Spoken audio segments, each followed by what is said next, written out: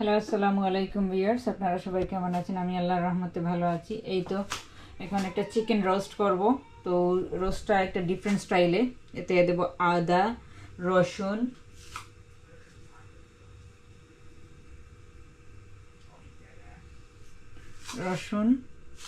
তারপরে ধনিয়া, জিরা, মাস্টার্ড, গরম মশলা, ইয়োগর্ট, চিলি ফ্লেক দিয়ে আমি এটাকে ম্যারিনেট করব। প্রথমে একটু লেবুর রস চাইলে দিতে পারেন। দিয়ে আমি এখানে এগুলোকে ম্যারিনেট করে নিলাম। ইয়োগর্ট দিলাম 2 চামচ, চিলি ফ্লেক দিলাম, ধনিয়া জিরার গুঁড়ো হাফ স্পুন করে, লবণ দিলাম। এটাকে আমি এভাবে ম্যারিনেট করে রাখবো একটু আধা ঘন্টার মতো। আর আপনারা চাইলে ওভারনাইট করে রাখতে পারেন।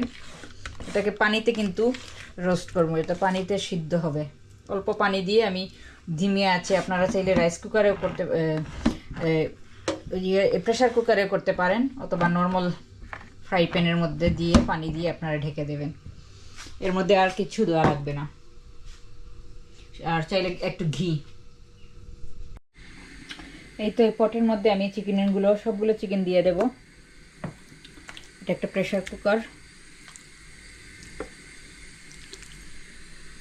সবগুলো চিকেনের ভেতর দিয়ে আপনার চাইলে আস্ত চিকেনটাকেও এভাবে রোস্ট করা যায়। এটার কিন্তু স্পেশালিটি হচ্ছে মাস্টার্ড।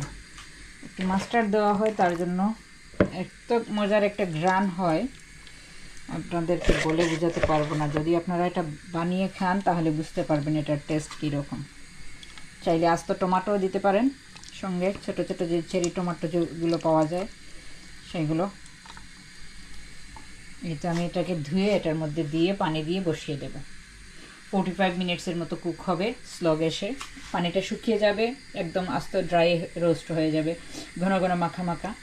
আর যদি চান আপনারা পেঁয়াজ কুক করে এর সঙ্গে অ্যাড করতে পারেন সেপারেটলি। কুকারটা অন করে দিলাম।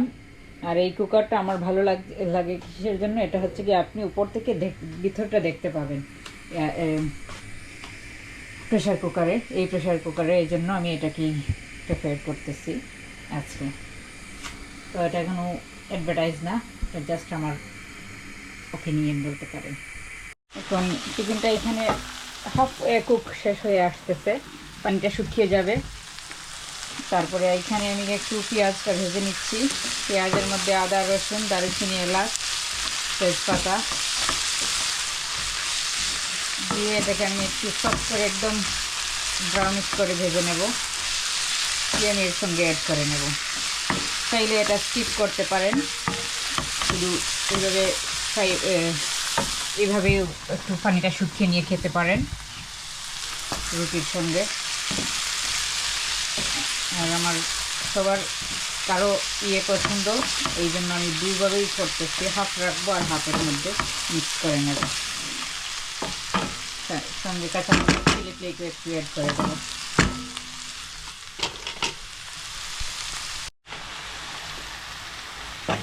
এই তো এখানে আমার পেঁয়াজটা রেডি হয়ে গেছে। চিলি ফ্লেক অ্যাড করছি, আর কোনো মশলা দেই নাই। পেঁয়াজ, আদা, রসুন, দারুচিনি, এলাচ, তেজপাতা, চিলি ফ্লেক, মশলাটা রেডি। এখন এখান থেকে চিকেনটা এর সঙ্গে অ্যাড করবো। মিক্স করে নিলাম আমার চিকেনগুলো। এখানে এটার উপর পেঁয়াজ বেরেস্তা দিয়ে আপনারা সার্ভ করতে পারেন। আপনারা ট্রাই করে দেখেন, এই চিকেনটা কিন্তু খুব মজা হয়, বাচ্চাদের খুব পছন্দের হয়, সফট হয়, আর ভিতরে মশলাটাও যায় ওয়েল ফ্রাই না হওয়াতে।